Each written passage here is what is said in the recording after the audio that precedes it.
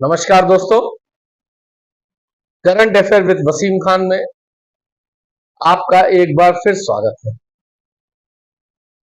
दोस्तों, आज के इस वीडियो में हम बात करने जा रहे हैं सेबी, सहारा और सुप्रीम। ये क्या हो रहा है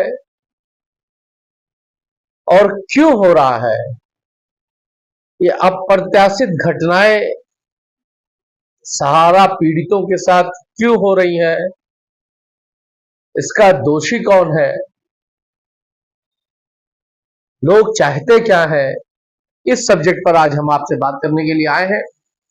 थोड़ा सा लीक से हट करके अभी तक जो भी हमारे वीडियो आते रहे उससे थोड़ा सा आपको ये हट करके लग सकता है। तो वीडियो शुरू करने से पहले आपसे वही पुराना निवेदन कि अगर आपने हमारे इस channel current affair with Wasim Khan को सब्सक्राइब नहीं किया है तो प्लीज सब्सक्राइब कर दीजिएगा।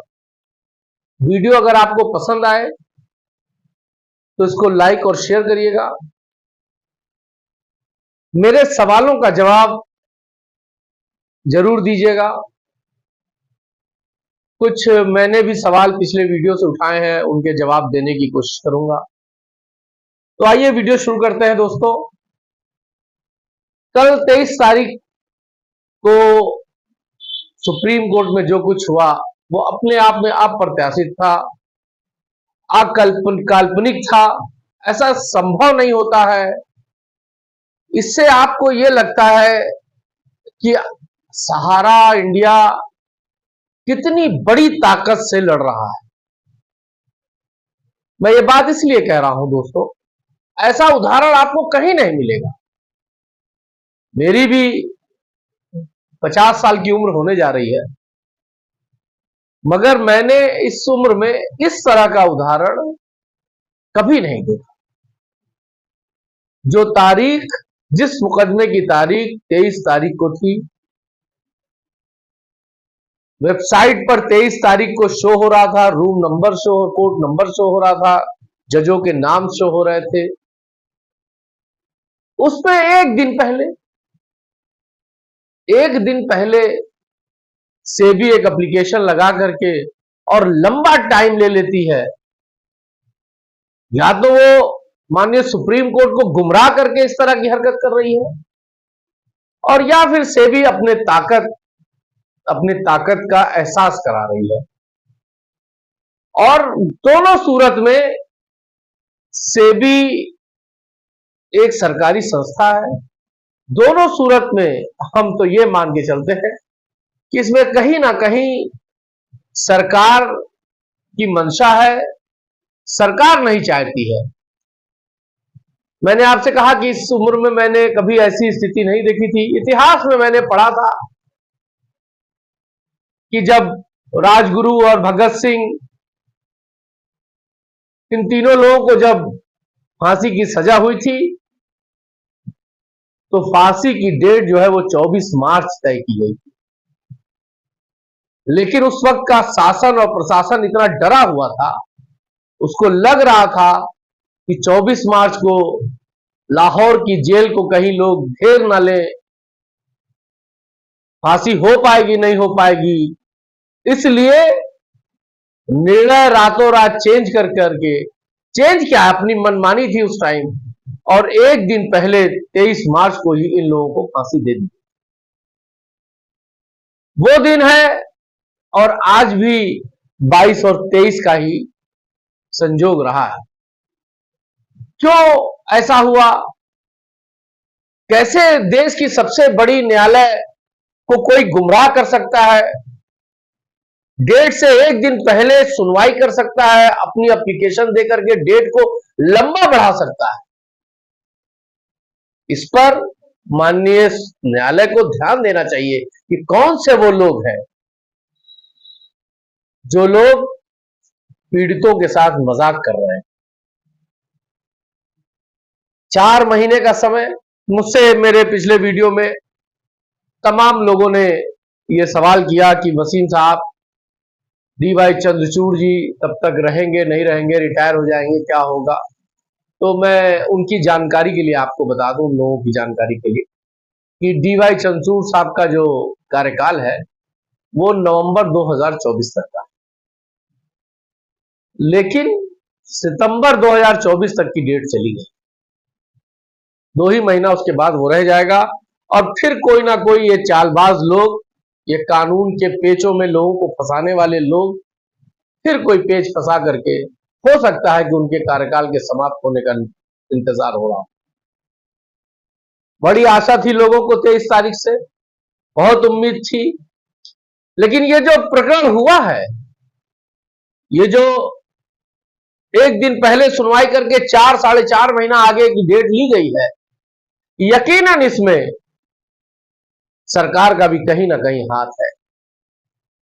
हम समझ नहीं पाते कि आखिर सरकार या सेबी चाहती क्या है। क्या वो नहीं चाहती कि पेमेंट हो जाए? क्या उसके पास जो सहारा पीड़ितों की रकम जमा है उस पर उसकी नजर सही नहीं है? आखिर क्यों भाग रही है सेबी?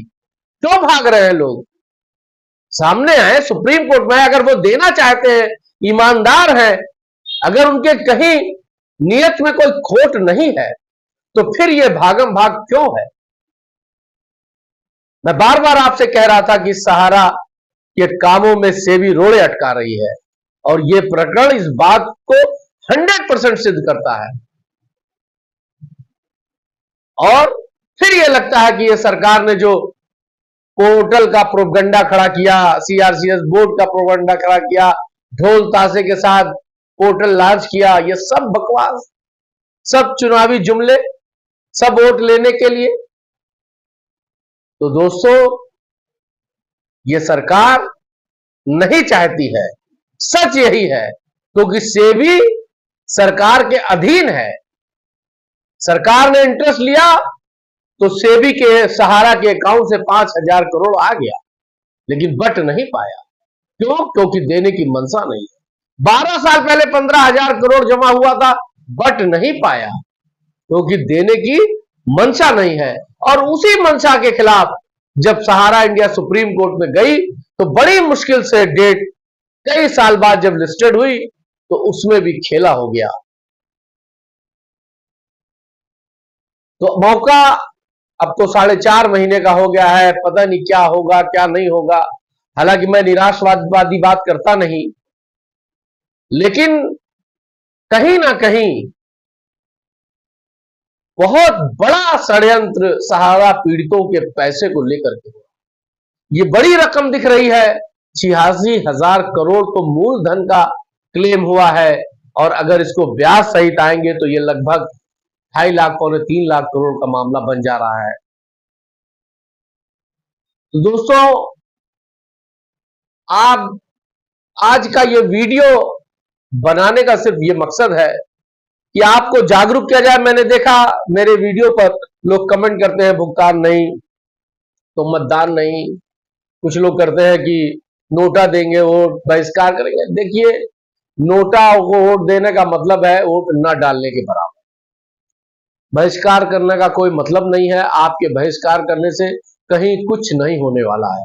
अगर आप किसी के खिलाफ हैं और आप उस चुनाव का बहिष्कार कर रहे हैं तो समझिए आप उसको मौत स्वीकृति दे रहे हैं। क्योंकि अगर आप किसी के खिलाफ हैं तो आपको उसके खिलाफ जाकर के अब काम करना चाहिए। मत आपका है, अधिकार आपका है, वोट आपको देना है, लेकिन इस प्रकरण को समझने की जरूरत है। अभी सिर्फ एक चरण का चुनाव बीता है। आखिर सरकार क्यों अड़ंगा लगा रही है? सरकार को दिक्कत क्या है? सरकार या सेबी चाहते क्या है? सुप्रीम कोर्ट पर तो मैं कोई सवाल इसलिए नहीं उठा सकता क्योंकि मैं जानता हूं कि सुप्रीम कोर्ट आज के तारीख में बहुत निष्पक्ष है। यह और बात है कि उसको गलत सूचनाओं दे करके या नीचे के लोगों को मिला करके डेट ले ली गई हो सकता है कि माननीय सुप्रीम कोर्ट के जो जज है DY चंद्रचूड़ साहब, हो सकता है उसका संज्ञान ले। हमारा तो उनसे निवेदन है, करबद्ध निवेदन है कि वो इस पूरे प्रकरण का संज्ञान लें कि 23 की तारीख को 22 तारीख में कब और कैसे किसके कहने पर ये बदल दी गई और डेट 4-4.5 महीना के आगे की ले ली गई, जबकि अभी 16 अप्रैल के बाद 23 अप्रैल मात्र 1 हफ्ता 6 दिन 7 दिन के बाद की डेट मिली थी। तो ये चीजें झकझोरती हैं और न्याय के बारे में कहा गया है कि देर से मिला हुआ न्याय भी अन्याय के बराबर ही होता है। 12 साल का वक्फा बीत गया। 12 साल से सहारा में काम करने वाले लोग बेरोजगार घूम रहे हैं। इन 12 सालों में 4 से 5 हजार लोगों ने अपने जीवन की लीला को समाप्त कर लिया। इन 12 सालों में हजारों लोग अपने घर को छोड़कर दूसरे जगह जाके रह रहे हैं। इन 12 सालों में लोगों का, जो सहारा के कार्यकर्ताओं का जीना हराम हो गया है। कौन है इसका दोषी? लोग सहारा सहारा सहारा चिल्लाते हैं। अब आपको दिख रहा होगा, आपको समझ में आ रहा होगा कि सारी अड़चन कहां है, और जब अड़चन को खत्म करिएगा तभी कुछ होगा। दिल के धड़कने में अगर दिक्कत आ रही है तो जरूरी नहीं है कि दिल कमजोर हो। बीच रास्ते में भी ब्लॉकेज रहता है, तब भी धड़कने में दिक्कत आती है, तो ब्लॉकेज को दूर किया जाता है। इसी तरह से आपको अड़चन पर आइए, अब मौका मिला है, अड़चन को दूर करिए। अगर आपने अड़चन दूर कर दिया, हालांकि मैं बहुत मुतमईन हूं सुप्रीम कोर्ट से, ये मैं जानता हूं कि ये गलत तरीके से गलत बात को सामने रख के या भ्रम में डाल करके ये तारीख ली गई है। अगर सीजीआई साहब ने इसका संज्ञान लिया तो हो सकता है कुछ पहले हो जाए, और अगर पहले नहीं होता है तो आप लोग इसको इतना शेयर करिए, इतने कमेंट्स करिए इस पर कि लोग मजबूर हो कि आने वाली जब तारीख हो तो उस तारीख से फिर आगे कोई तारीख ना हो, और हम लोग फिर इस 4 महीने को अगर किसी तरह काट ले तो फिर उसके बाद कोई 4 महीना हमको ना काटना पड़े। इसी उम्मीद के साथ इस वीडियो को आप समाप्त कर रहा हूं, इस उम्मीद के साथ कि आप इसको शेयर करेंगे, लाइक करेंगे, जिन लोगों ने सब्सक्राइब नहीं किया वो सब्सक्राइब करेंगे। जय हिंद।